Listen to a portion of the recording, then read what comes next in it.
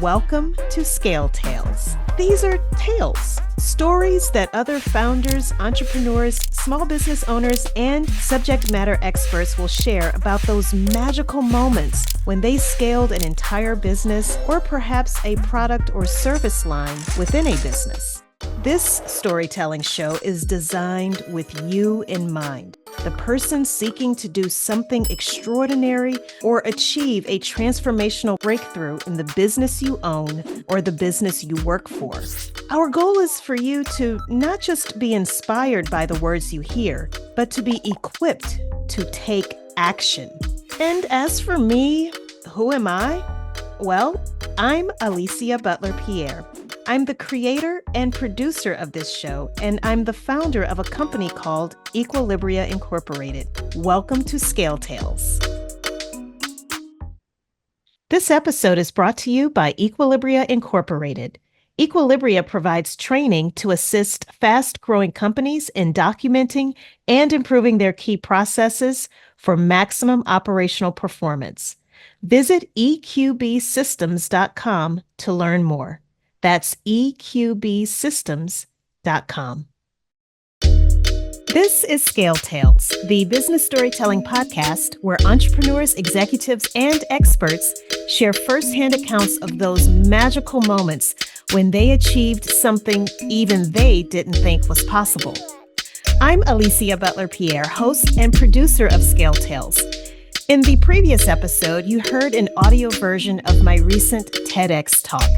It's about the importance of relocating to have your talents recognized and rewarded.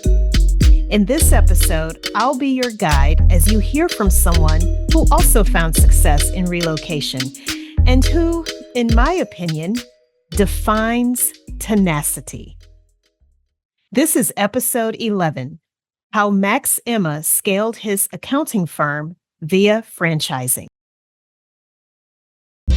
I'm Max Emma, and I'm the CEO of BooXkeeping franchise, and this is my scale tale.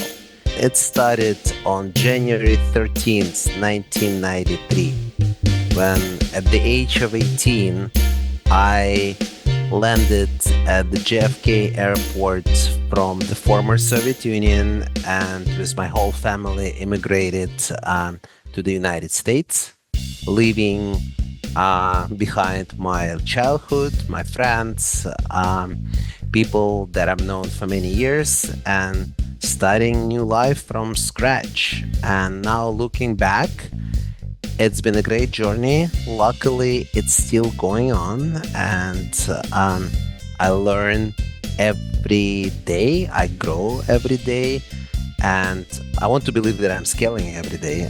First, when I came to the United States, I had to figure out how to learn English, and obviously I went to English school, and then later I went to college and graduated. But in the beginning, I knew basic English, but no more than that. And somebody told me that the hardest part is to learn how to speak on the phone.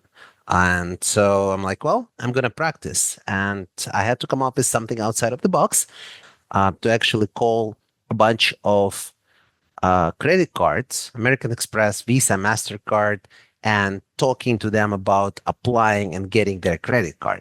Back then in 1993, all the support centers were still in the United States. So I was speaking to native English speakers for 45 minutes. And of course, I wasn't qualified to get a credit card. I knew that. But I was getting free practice. And as soon as Visa would tell me that, hey, you cannot do it, I would call another company and then another company. And I would do that 3 to 4 hours every day. So before I knew, I was more or less fluent in English. And then, of course, I started going to university and getting my degree, and I got a job. I wish I could have trademarked this way of learning English, because it did help me a lot. Looking back, I think that was the beginning of my entrepreneur journey. And what a beginning it was. The year was 1998. Max graduated from San Diego University and soon found himself working in corporate finance and accounting for Qualcomm. one of the largest employers in San Diego, California. Just as the company's stock was growing, he did the unthinkable. He left. They were going to pay for my MBA, but after about 4 years, I realized that corporate world is not for me. My joke is that I'm not very good in kissing somebody's butt because I'm always kissing the wrong one. I actually gave him 2 week notice, which was really weird. People did not understand what I did. So I just said, I'm leaving. And I joined a small family business with 3 employees that was a landscape business that later I grew to 96 employees, and it was very successful. It was doing just wonderful until the recession started. And I ended up in the situation where we stopped making any money because people were stopped building houses, and we were doing tract homes here in Southern California, and we're doing hundreds of them. But we still had a lot of equipment, a lot of things that we had to pay for. So we were definitely overcapitalized, and I did not have a choice but declare bankruptcy. And back then, with a little baby and one more baby on the way, that was the scariest thing that could happen to me at a time. And me and my wife, we were talking that, hey, we wish we would have, known our financials better and realized that that's going to be happening sooner. So we at least could have prepared for that. But we didn't. Funny enough that I had a degree in finance and she had a master's in accounting. So we weren't strange to finances and financial statements. We just never paid attention because the business was doing so great. And that's probably was the first sign that maybe accounting is in the future for us. But we had to feed the family. We had to come up with different plan. It definitely wasn't accounting. Not too many companies were hiring. So we started the landscape maintenance company. And this time we were more successful. Eventually we sold it and made money for this business. We tried to hire a bookkeeping company here in San Diego, and we got 20 estimates. And for exactly the same scope of work, ranging from $200 to $2,000. I knew from day one that this is not healthy. $200 to $400, I get it. $400 to $800, I get it. But $200 to $2,000, it's not possible. So we knew that there is a market that can be disrupted, and we can do that. So we co-founded BooXkeeping. By now, it was 2011. Max and his wife Elena co-founded BooXkeeping out of necessity. As the expression goes, necessity is the mother of invention. BooXkeeping is cleverly spelled with an X, and despite the naysayers, Max and Elena were able to legally trademark BooXkeeping. So BooXkeeping was ours. And then we started doing it, and the rest was history. In the beginning, I was trying to get clients part-time because the other part-time I was running a landscaping company, and Elena was staying home with kids and doing the actual accounting work. And then we got the first employee, and then later we got the office. We did sell the landscaping company and concentrated on BooXkeeping. It was a slow start, but it was interesting. I met very cool people in the industry and got to know the CPAs in the city and bankers. It was a lot of fun. And then by accident, few years in, we got into franchising by doing bookkeeping for small franchisor, one of their franchisee, then two, then three. Just to make the long story short, right now, BooXkeeping is the preferred bookkeeping provider for about 100 franchise brands in the United States, in all 50 states. Some of them are big names like Sport Clips, Fast Sign, Signorama. Some are emerging but fast growing. And several of them actually make us mandatory for their franchisees. So that's awesome because, That gives us an opportunity to grow, and we add new brands at all times. But I don't know if it's my blessing or curse. I can't stay in the same place for a long time. I always want to do something new. Like, I just want to have fun. And for me, I strongly believe if you stop growing, you're dying. I definitely not ready to die yet, so I want to grow. Remember, Max and Elena knew they could disrupt the accounting services industry. Working with so many franchise customers eventually led to that disruption. We decided to franchise our concept. And now BooXkeeping is selling its own bookkeeping franchises. Just yesterday, we sold franchise number 12. We are now in 7 states. By the end of next year, we should be at 40 to 50 franchises sold and operational. At least this is the goal. And all the bookkeeping clients that we're getting from other franchises are actually becoming clients for our franchisees. So one system is fitting another. In case you're unfamiliar with the world of franchises and don't quite understand how Max was able to scale BooXkeeping using this business model, then listen closely as he clarifies. It's 100 franchise brands that we are a preferred bookkeeping provider for. Some of them we do 50 of their franchises. Some of them we're doing 80. Some of them we're doing 3. But, there are 100 names, 100 brands, and we are doing bookkeeping for their individual franchisees. Different quantities of people. In most cases, not all of them. We have been talking about 60 or 70 locations in the United States for some of the brands. Does that make sense now? Do you understand why that's so impressive? We often see franchises like McDonald's, so imagine having a contract with the corporate office of a franchise like that, and then becoming the preferred vendor for a large percentage of their franchisees. Having this kind of growth usually means hiring more people. BooXkeeping currently has 23 employees at their headquarters. I asked Max how they grew the team. Well, it's definitely a journey. The first employee whom we hired was coming to our house. We didn't have an office, and she was working out of the garage.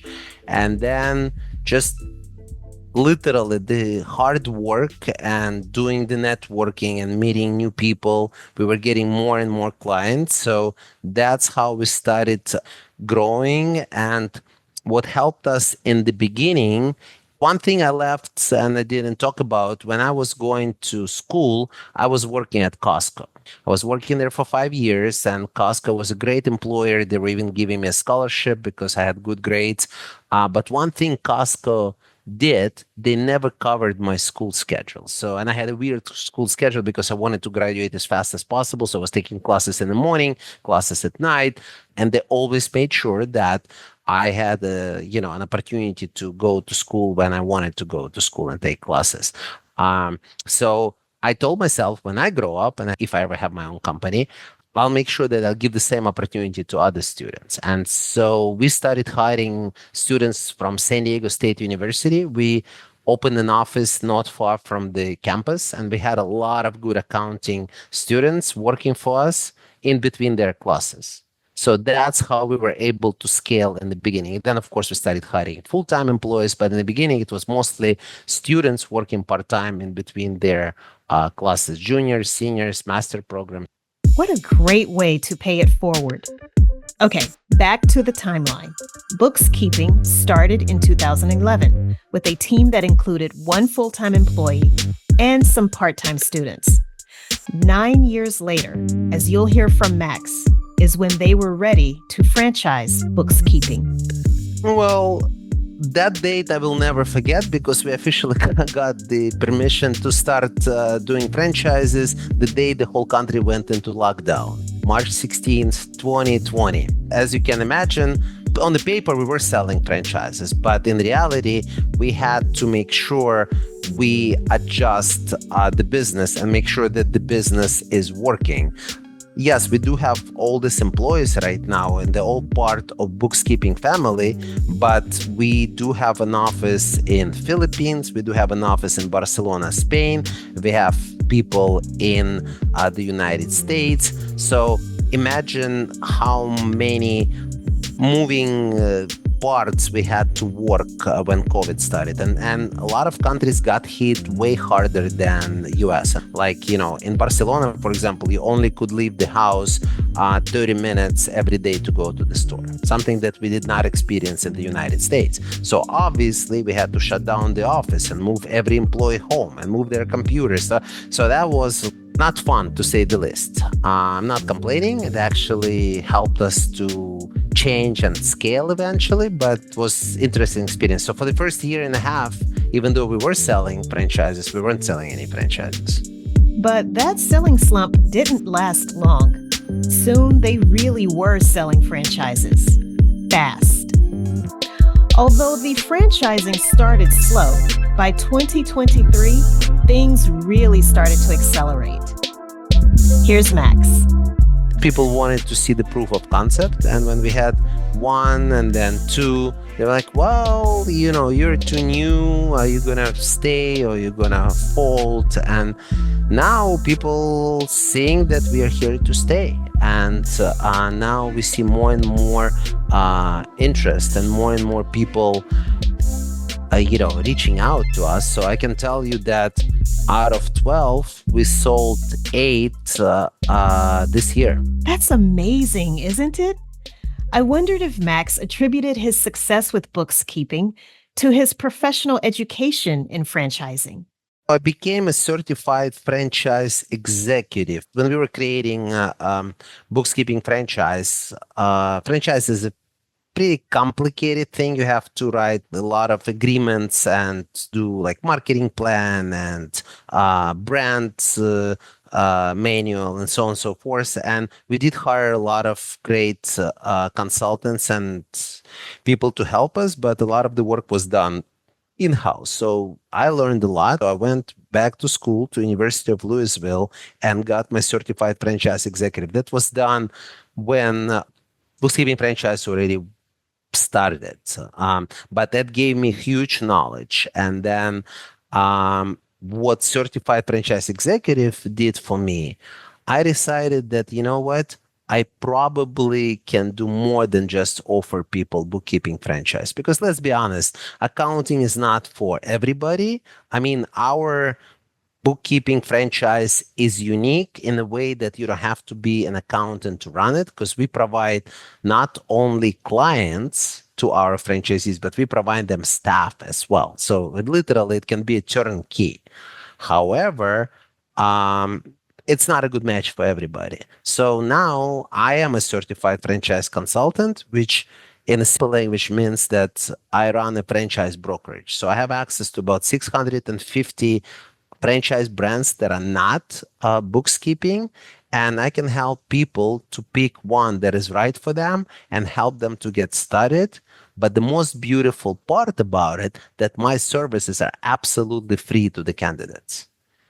Only if they end up buying a franchise, we get paid by a franchisor. So we're not charging them a penny. It doesn't cost them anything. We come in, we talk to them, we together decide what works for them, what they want to do, where they want to be in 3 years, and then connect them with the correct franchise brand. And hopefully, if they end up buying it, then, we get paid. If not, then I hope I did something right and help somebody to move to the next level. Speaking of moving to the next level, I wondered, what's next for Max?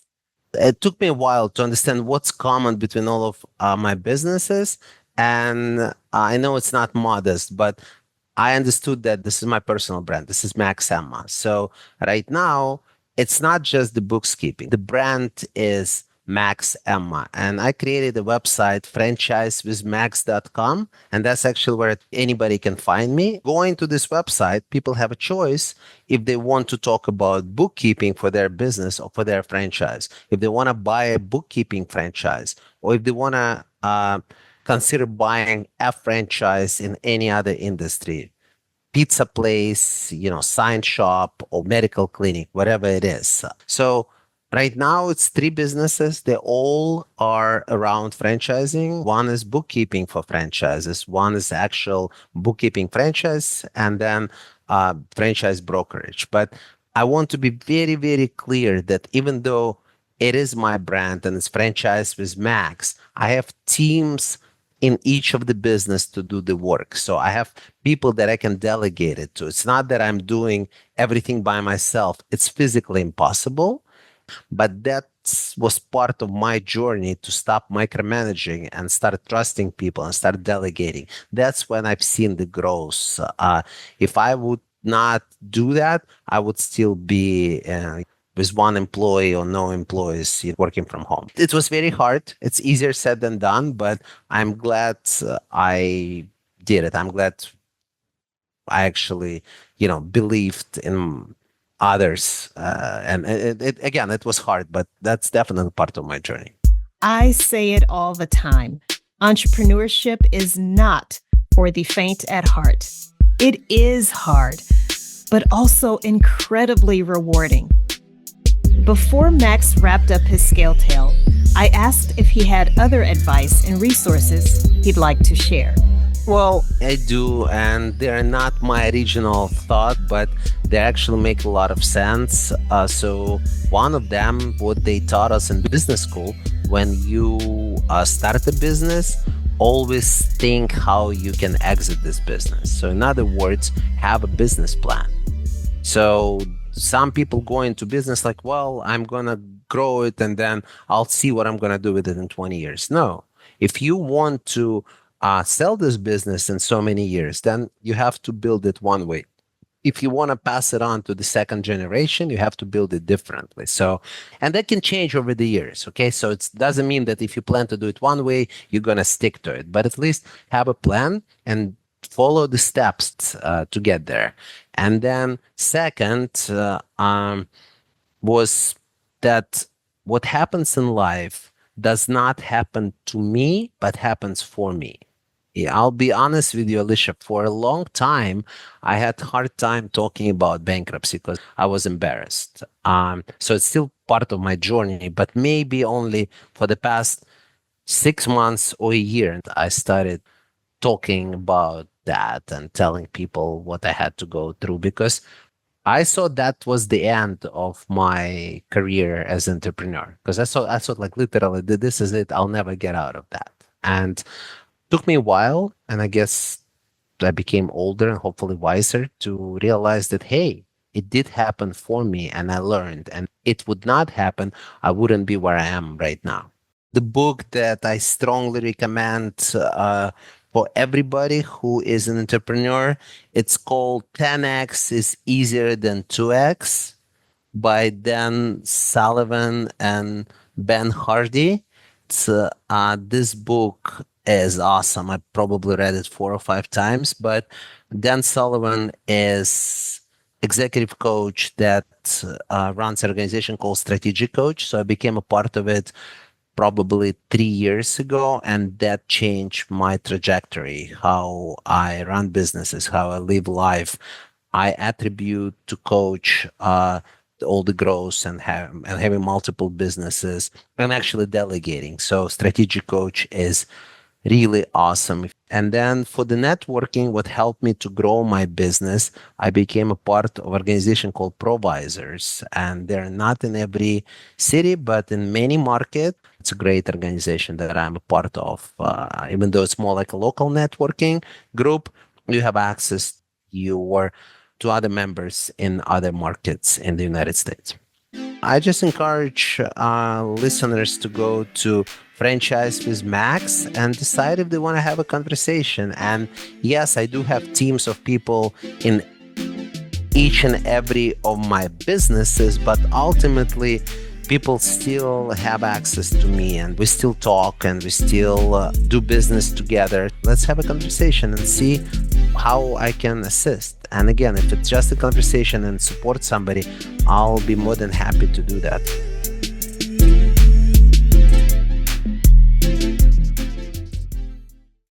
I love how Max is so willing to share his knowledge and always pay it forward. We need more entrepreneurs like him in the world.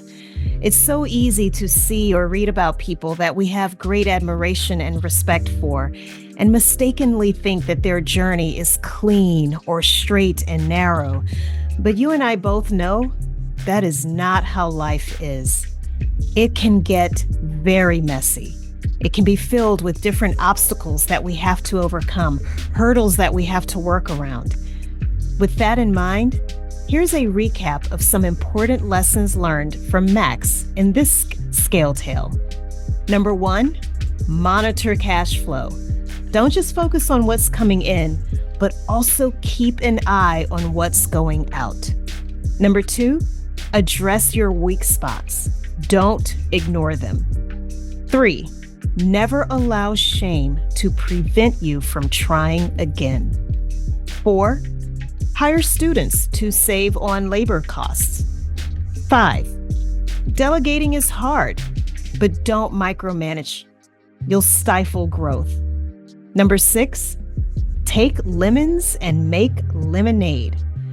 I really appreciate Max sharing his story about bankruptcy. I understand that must have been very difficult for him to do, but I'm grateful that he did share that with us because it humanizes him and it lets us know that with all the success that he has and will continue to have, even he went through a very dark period in his entrepreneurial journey. Number 7, take your knowledge and figure out how to apply it in multiple ways. 8, write a business plan based on your end game. Are you going to sell your business? Do you want to have some type of succession plan where you pass it on to someone else? And finally, number 9, in our toughest, darkest times are our best opportunities to grow. Even caterpillars struggle to become butterflies.